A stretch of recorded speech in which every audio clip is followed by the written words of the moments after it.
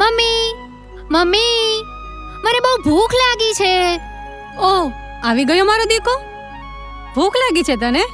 ચાલ અહીં આવ, આપણે કંઈક મગાવી લઈએ. બોલ, શું ખાઈશ? સેન્ડવિચ, પિઝા કે પાસ્તા? મારે તો મિલ્ક શેક પીવો છે. અચ્છા, શેક પીવો છે તારે? તો શેક મગાવી લઉં છું, ચાલ. પણ તું ખાઈશ શું?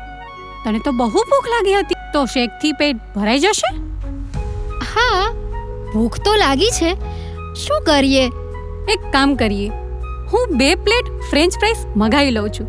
એક તારા માટે ને એક મારા માટે. ઓકે? બીજું કંઈ જોઈએ? નો મમ્મી, થેન્ક્સ. બેટા, તમારે બટેટાની ચિપ્સ જ ખાવી હોય તો એ ઘરે જ બનાવી લો ને. વધારે પણ બનશે અને બહારનું ખરાબ તેલવાળું ખાવું પણ નહીં પડે.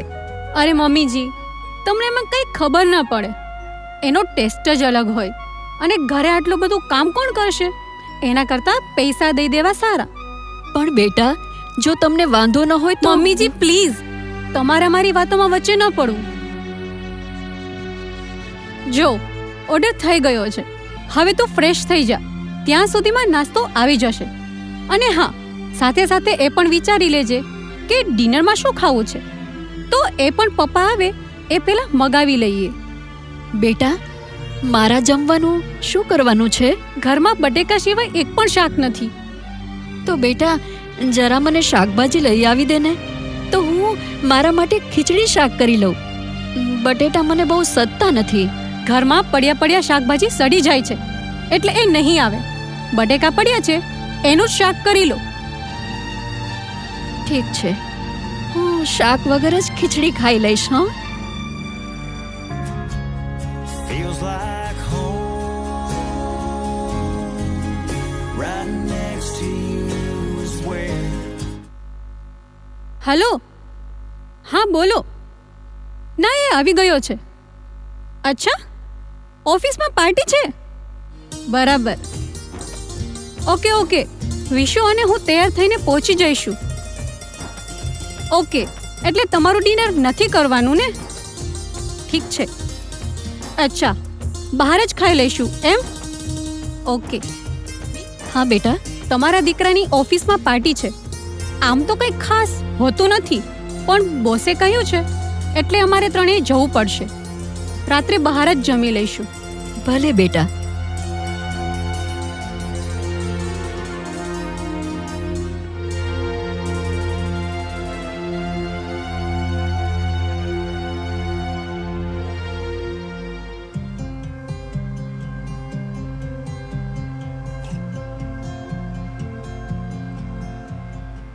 રીટા, આ શું છે? કાલે રાત્રે તો આપણે બહાર જમી આવ્યા અને અત્યારે ફરી પાછું બ્રેકફાસ્ટમાં જામ બ્રેડ. ક્યારેક કંઈક રાંધી લેતી હોય તો. શું કહ્યું? એટલું જ હોય તો પોતે બનાવીને ખાઈ લેવાય ને. તમને ખબર પણ છે કે રસોડામાં કેટલી મહેનત કરવી પડતી હોય છે. તમે શું ઈચ્છો છો કે હું આટલી ગરમીમાં બફાઈને તમારા માટે ગરમા ગરમ પકવાન બનાવું એમ?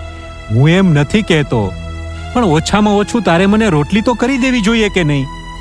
મારા માથે આખા ઘર માટે પૈસા કમાવાનું પ્રેશર હોય તો મને થોડું સારું ખાવાનું તો જોઈએ કે નહીં? શું કહ્યું? હું ખરાબ બનાવું છું? હું તમને ખરાબ ખવડાવું છું? ના રીટા, એમ નહીં. જવા દે, મને ઓફિસે મોડું થાય છે, મારે જવું પડશે. બેટા, તને વાંધો ન હોય તો 5 મિનિટ બેસ. હું હમણાં જ તારા માટે ગરમા ગરમ નાસ્તો બનાવી આપું. ના મમ્મી, મને મોડું થાય છે. અરે પણ મને જવા દો. મમ્મી, આ જો. શું છે બેટા? આ જો, મેં ગઈકાલે આ YouTube પર જોયું હતું.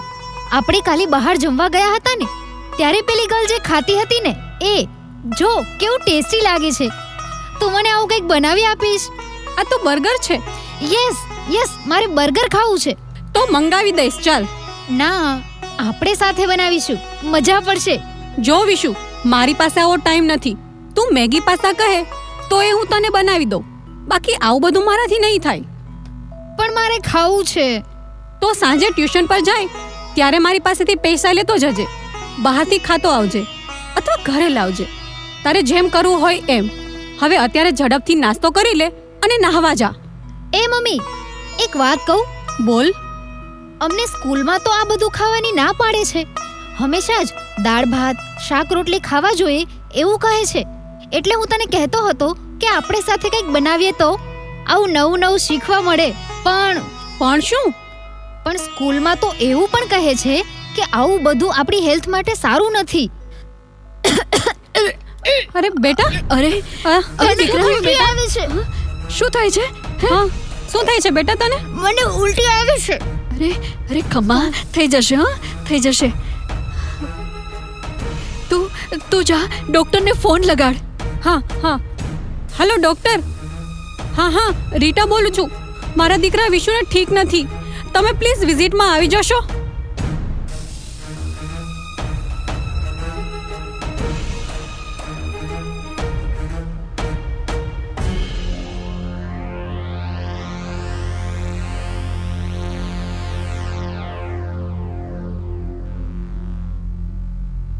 ડોક્ટર, એણે સવારથી 4 વખત ઉલટી કરી છે. એ ઠીક તો થઈ જશે ને? ચિંતા ન કરો, કશું સિરિયસ નથી. પણ શું ડોક્ટર? વિશુને ફૂડ પોઈઝનિંગ થયું છે. તમે કશું બહારનું ખાધું હતું? હા ડોક્ટર, કાલે રાત્રે જ અમે બહાર જમવા ગયેલા હતા. ત્યારે વિશુએ પાઉંભાજી ખાધી હતી. પણ ડોક્ટર, એ તો અમે પણ ખાધી હતી. બરાબર, પણ બાળકના શરીરનો હજુ સંપૂર્ણ વિકાસ નથી થયો હતો.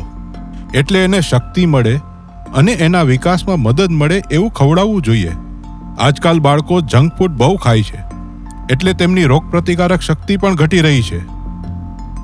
હા ડોક્ટર, એણે ગઈકાલે સાંજે પણ મિલ્કશેક અને ફ્રેન્ચ ફ્રાઈઝ પણ ખાધી હતી. અને મને પણ આજ સવારથી ચક્કર જેવું આવે છે. સી, જ્યાં સુધી લોકો સારો ખોરાક નહીં લે ત્યાં સુધી આ બધું ચાલતું જ રહેશે. તો જમવામાં શું લેવું જોઈએ સાહેબ? બહારના ખોરાક, મેંદો અને વધુ પડતા ચણાના લોટ સિવાય બધું જ. લીલા શાકભાજી, બધી દાળો, બધા કઠોળ અને મિલેટ્સ પણ, કારણ કે એની અંદર ફાઈબર ખૂબ વધારે હોય છે. ખોરાક જેટલો જૂનવાણી, તબિયત એટલી જ સારી. હા, અમે ધ્યાન રાખીશું સાહેબ. દાદી, તમે નાના હતા ત્યારે તમે શું ખાતા હતા? હું શું ખાતી હતી એમ?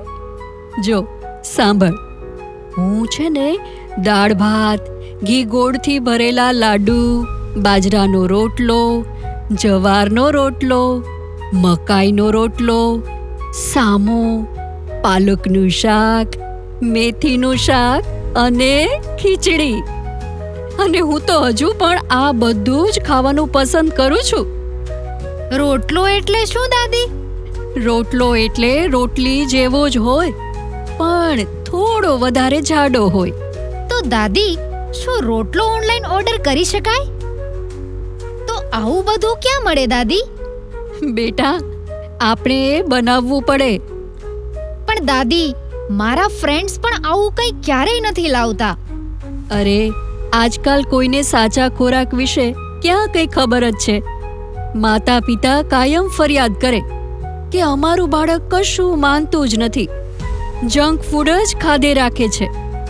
પણ સાચું કહું, ખરેખર બાળકે સારા ખોરાકનો સ્વાદ ક્યારેય ચાખ્યો જ નથી હોતો. પણ આજકાલ બધાને આવું જ ભાવે છે. ભાવે એ ખાવું અને ન ભાવે એ ન ખાવું, એ વાત સમજાય એવી છે. પણ તમને એવું કોણે કહ્યું કે સારો ખોરાક સ્વાદિષ્ટ નથી હોતો? હે દાદી, મારે આમાંથી કશું ટેસ્ટ કરવું હોય તો મને બનાવી આપશો?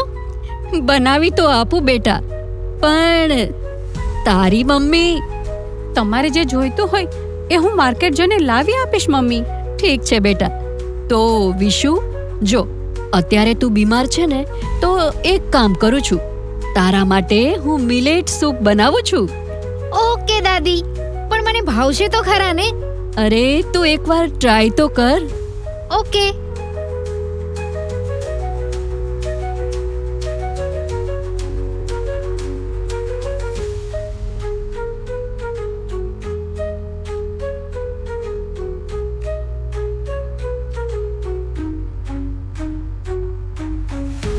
વાહ દાદી, શું મસ્ત રોટલો છે. તે દિવસે તમે સૂપ પણ સોલિડ બનાવ્યું હતું હો. ઘણા સમય પછી મમ્મી તારા હાથની રસોઈ જમીને મજા પડી ગઈ. મમ્મીજી, મને એક મૂંઝવણ છે કે મિલેટમાં એક્ઝેક્ટલી આવે શું? બેટા ઘણું બધું આવે એમાં, જેમ કે બાજરી, વારી, સામો, રાગી, રાજગરો, કોદરી, મોરિયો, જુવાર, કાંગ વગેરે વગેરે ઘણું બધું. મમ્મીજી, એક વખત તમે મને ચાટ જેવું કંઈક ખવડાવ્યું હતું, એ પણ સરસ હતું. એ શું હતું? બેટા એ ચાટ નહીં, એ મિલેટ સલાડ હતું. હજુ તો રોટલી, ખીચડી, ભાત, લાડવા આ બધું જ મિલેટમાંથી બની શકે છે. અને એ પાછું પચવામાં પણ સરળ અને શરીર માટે પણ ખૂબ સારું છે. મમ્મીજી, મેં તો છે ને ગઈકાલે ઓનલાઈન પણ જોયું. મને તો મિલેટ કેક, મિલેટ ઇડલી અને મિલેટ ઢોસાની પણ રેસીપી મળી. બોલો. એમ? દાદી, મને એક વિચાર આવે છે. શું વિચાર આવે છે? એમ કે જેમ બહારનું ખાઈને હું બીમાર પડ્યો, એમ મારા જેવા ઘણા લોકો બીમાર પડતા હશે નહીં? સાચી વાત બેટા. તો પપ્પા, આપણે એમના માટે કશું ન કરી શકીએ? આપણે એમાં શું કરી શકીએ વિશુ? દાદી, ટેસ્ટી ખોરાક હંમેશા સારો ન હોય એની મને ખબર નહોતી. એમ મારા ફ્રેન્ડ અને મારા જેવા કેટલાય બાળકોને એમના પેરેન્ટ્સને ખબર નહીં જ હોય ને. હા હો, વાત તો સાચી છે તારી. તો શું ઈચ્છે છે? બધાને આ જાણકારી મળે એ જરૂરી છે. મને એના માટે એક મસ્ત વિચાર આવ્યો છે. હે, શું? આપણે એક ચેનલ બનાવીશું. ચેનલ? કેમ? હા, ચેનલ જેનું નામ હશે મિલેટ વુમન. એમાં આપણે એક સિરીઝ શરૂ કરીશું જેનું નામ રાખીશું દાદીઝ કિચન. એટલે માં મૂકવાનું શું? એ બધું જ જે દાદી આપણને સમજાવે છે ને ખવડાવે છે એ. અરે પણ આ બધું તમે લોકો શું બોલો છો? દાદી, એમાં કંઈ ખાસ નથી કરવાનું. સિમ્પલ છે. તમે જે કરો છો એ જ તમારે કરવાનું. બસ અમે મોબાઈલમાં ખાલી એ રેકોર્ડ કરતા જઈશું અને પછી અપલોડ કરતા જઈશું. એ પછી તમે જે અમને શીખવાડો છો એ આખી દુનિયા શીખી શકશે. અરે વાહ, આનાથી તો ઘણા લોકોમાં જાગૃતિ આવશે, નહીં? વિશુ, જે કરો એ ભણવાનું બગાડીને કશું કરવાનું નથી. હા, નો પપ્પા, I will take care of my study. Good. સારો આઈડિયા છે. Let's awake the world. આપણને જેમ દુનિયાના દેશોની જુદી જુદી સંસ્કૃતિ વિશે, જુદા જુદા ખોરાક વિશે જાણવા મળે છે, એમ ભારતીય સંસ્કૃતિ અને ભારતીય ખોરાક વિશે પણ લોકો જાણશે. મારા જેવા લોકો જેમને રસોઈ કરવાનો કંટાળો આવે છે એ સમજી શકશે કે રસોઈ ઘર એ ફક્ત રસોઈ ઘર નથી, પરંતુ સમગ્ર પરિવારનું સ્વાસ્થ્ય ઘર છે. ઠીક છે, ઠીક છે. તો તમે જેમ કહેશો ને એમ જ હું કરીશ. બસ.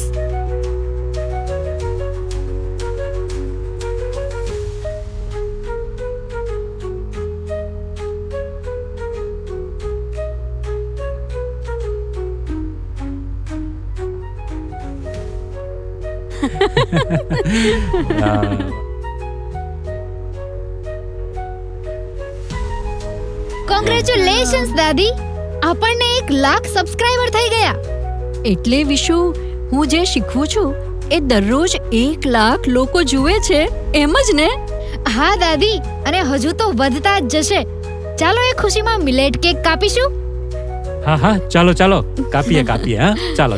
ચાલો સાથે સાથે એ પણ કહી દો કે આ કેક કયા મિલેટમાંથી બનાવી છે. હા બેટા, આ રાગીની કેક છે, જે લોહી વધારવા માટે બહુ જ સારી છે. ગુડ. અભિનંદન માં અને વિશુ. 1 લાખ લોકોમાંથી જો 10,000 પણ આપણી આ વાતને સમજશે ને, તો પણ આખી દુનિયામાં મિલેટ પ્રત્યે અને સારા ખોરાક પ્રત્યે કેટલી જાગૃતિ આવશે. દુનિયામાંથી ઘણા રોગો ઓછા થઈ જશે. વાહ વિશુ બેટા, નાની ઉંમરે તે મોટી બુદ્ધિ ચલાવી છે. મને ગર્વ છે તારા પર બેટા. We are also proud of you, બેટા. Thank you mummy, thank you પપ્પા, એન્ડ થેન્ક યુ દાદી. તો હવે મિલેટ ખાઓ, સ્વસ્થ શરીર બનાવો. જોયું ને રીટા, હા